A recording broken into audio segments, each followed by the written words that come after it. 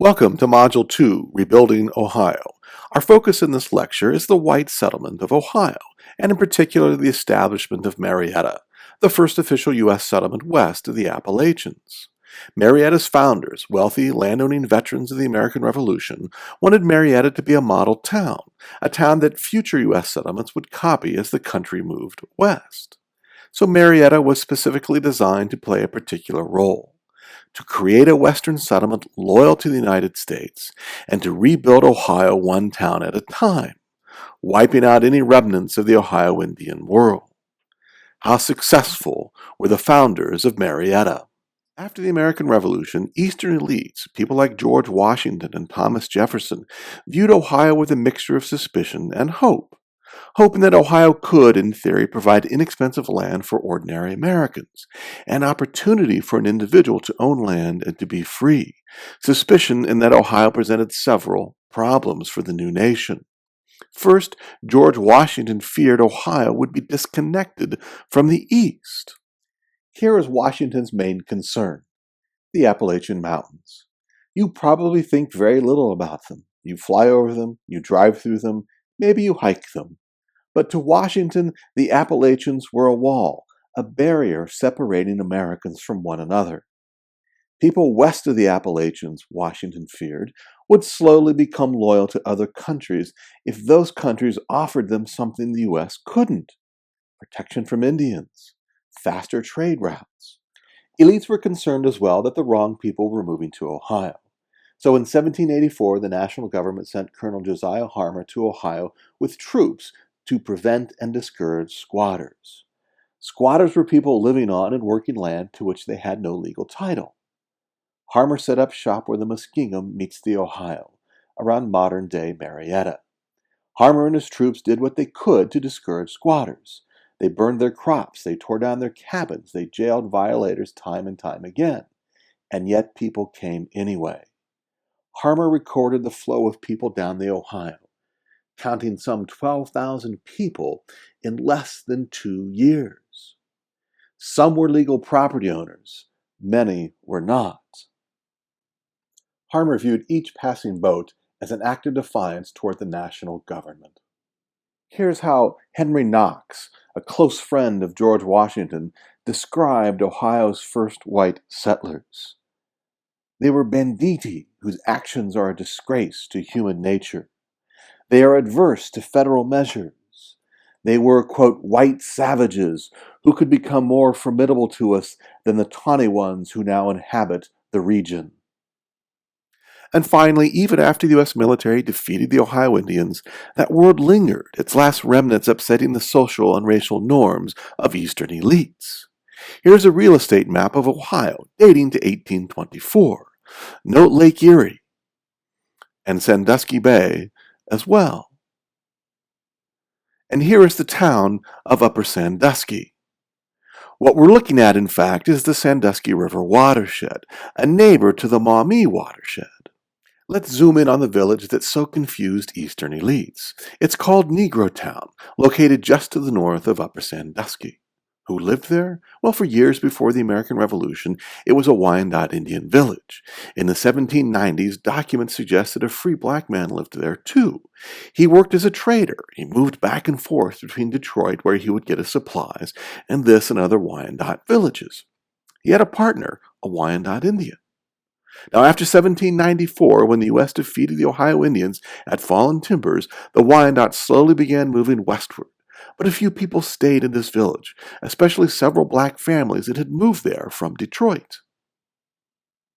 How did Negro Town get its name? Well, we can't know for sure, but in 1808, 5 years after Ohio became a state, a Christian missionary traveled to Detroit, crossing Ohio to reach the Maumee River and then Lake Erie.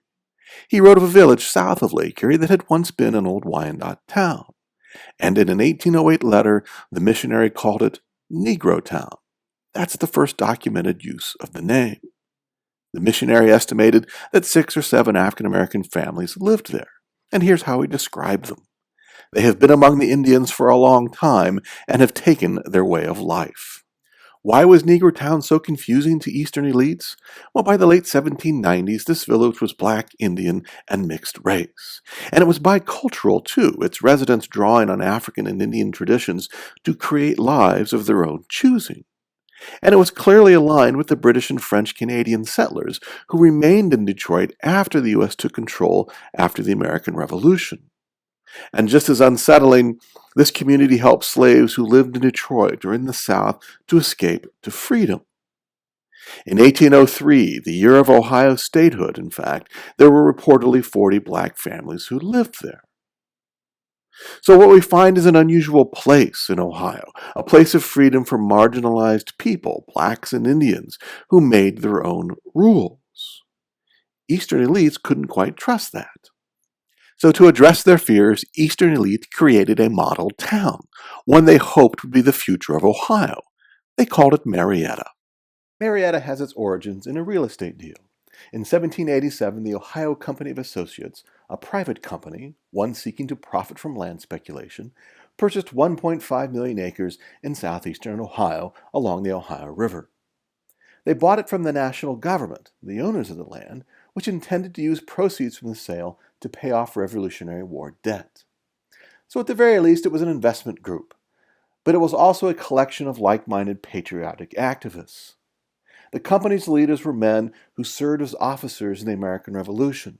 Most of them had lived in Massachusetts. In addition to turning a profit, they saw their job as succeeding where France and Great Britain had stumbled, moving people to the West, building towns that advanced the American cause. Marietta was built where the Muskingum meets the Ohio. It's important to think about that location.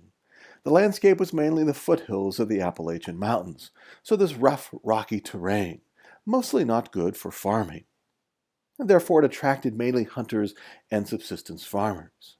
Plus, the Muskingum was given to flooding at certain times of the year and was very shallow at others. In other words, it tends to be an unreliable transportation system. But the forests in the area were thick with old-growth trees, good stout trees that were ideal for, among other things, shipbuilding. So lumber was a crucial natural resource for Marietta, one that influenced the development of the town's early economy. Marietta was an act of social engineering. That meant the town had to be designed specifically to create dutiful, responsible, patriotic American citizens. Physical space mattered because it could shape individual behavior. Now, most of the planning took place in Boston in 1787, far from the actual location. Now, a few of the leaders did visit Marietta, and they took care to note special local features. For example, they were impressed by the large, conical-shaped Indian mound at the center of the town. So they preserved it, and they made it the center of their town cemetery. But really, this plan imposed on the local area rather than worked with it. The town adopted a strict gridiron layout, making it predictable, which suggested order and rules rather than spontaneity, which was disorderly and chaotic. Streets, according to the plan, had to be 100 feet wide, not 90, not 110, 100. And on the side of the streets, the town had to plant trees. Not just any trees, but mulberry trees. Not oak, not birch, not pines, mulberry trees. And these trees would be planted 10 feet from the houses that lined the streets. Not 5 feet, not 15 feet, 10 feet. And the streets themselves took on names in order to reinforce the sense of public duty in the town's residents. So they named streets after famous Americans and the town's patriotic founders. And of course, there would be churches and schools everywhere. You needed institutions that taught people how to behave. The experiment required that Marietta have connections to the wider world, too. The founder sought a town with transatlantic reach. For example, by 1800, Marietta was an important American shipbuilding center. Now consider that for a moment. A small town nestled in the foothills of the Appalachian Mountains, 1,000 miles from the nearest ocean. And it was an important American shipbuilding center. How remarkable. The first ship built in Marietta was called the St. Clair, and it sailed in 1800. It went down the Ohio, down the Mississippi, out through New Orleans to the West Indies, where it dropped a load of wheat, flour, and bacon to feed slaves in the West Indies who harvested sugar. and they took sugar back to Philadelphia for refinement. In Philadelphia, the St. Clair was sold and took on a voyage to Italy. By 1808, there were 20 Marietta-built ships on the world's oceans, each carrying 150 to 450 tons of goods from Ohio to the Gulf of Mexico. The goal here was to fulfill George Washington's vision for the West, a Western town integrated into the Atlantic economy. An integrated economy, according to George Washington, made for a united society, a society that was not susceptible to foreign interference. Marietta's transatlantic reach also meant that the town's founders invited foreign investment. They wanted European businessmen to bring their new industrial enterprises to Marietta. What could Marietta offer that no one else could?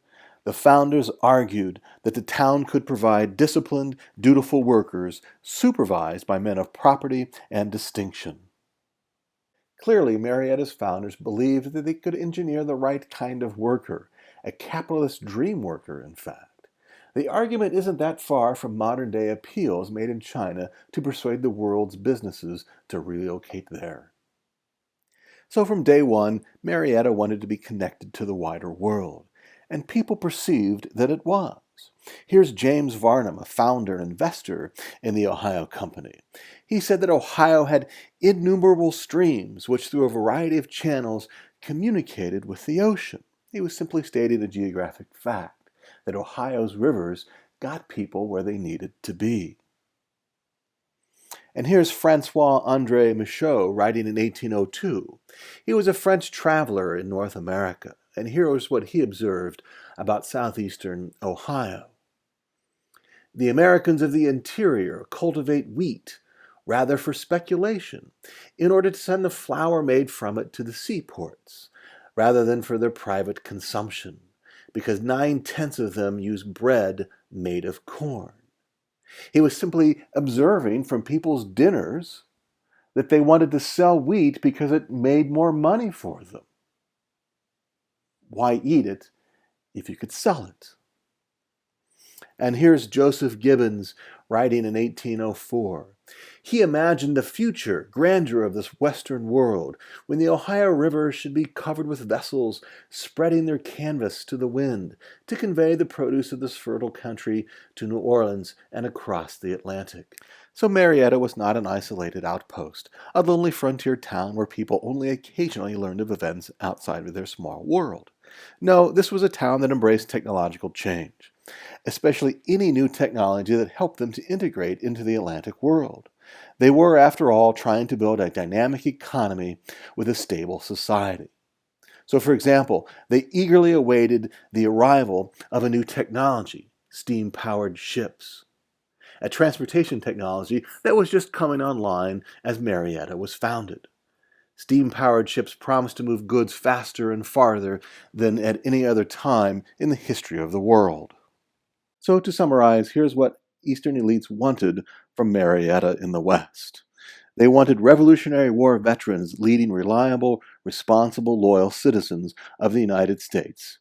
They wanted an orderly, tight-knit, predictable, nurturing settlement that connected to the wider world. So how did the state of Ohio develop? Along the lines of Marietta, the goal of the town's founders, or in some other way? What, in other words, did Eastern elites get from their social engineering? As it turns out, the state of Ohio developed as a diverse, mobile, profit-seeking population, and it developed in an unpredictable, chaotic fashion. Why? Mainly because the state of Ohio was born in an age of rapid technological change. We're talking here mainly about steam power, in particular steamships and steamboats, but also railroads as well. And wherever you had railroads, you had the telegraph, sending information instantaneously across long distances. These new technologies facilitated global migration. From 1830 to 1930, 90 million global migrants moved around the world, the most in human history. So it appears that steam power, so eagerly awaited by the leaders of Marietta, actually undermined their vision of a tightly knit, like-minded, stable community. Steam power moved people and ideas as much as it moved goods. Let's explore how that migration affected Ohio. Here are some numbers from the U.S. Census. From 1800 to 1810, Ohio's population jumped from 45,000 people to 230,000 people. Only 23,000 of those people were children of settlers. The rest migrated from somewhere else. In 1820, there were 581,000 residents of Ohio, and native-born Ohioans were a minority. From 1825 to 1826, there were 103 members of the Ohio legislature, the people making decisions about this community. Only 3 of those members were born in Ohio. And here's a number from the 1860 census that tells us a lot about Ohio. In 1860, there were more heads of households in Ohio who had been born in a foreign country than were born in Ohio. This number shows us the power of steam technology to move people farther and faster than ever before. And it shows us the power of technology to disrupt someone's plan for a community consisting of tightly knit, stable, like-minded people. So here's what I mean. Listen to the words of Nathaniel Dyke from 1818. Dyke was a migrant to Ohio from New England. Here's what he said about his Ohio. The spirit of immigration pervades the world. It has loosened the foundations of society and severed the ties of the kindred. Ohioans, Dyke thought, were strangers to each other, and mistrust and jealousy embitter all social intercourse. Ohioans are only birds of passage. In other words, Dyke's Ohio was full of people who had no ties to each other, no ties to any one community. How could they? They all moved from someplace and moved on quickly after arriving. That's a world away from the living experiment at Marietta. So Eastern elites wanted Ohio to look like Marietta, an economically, technologically dynamic community that was also a nurturing, stable community, a tight-knit community of like-minded people, an orderly community led by respectable patriots. What did they get instead? Cincinnati. And that's the subject of our next lecture.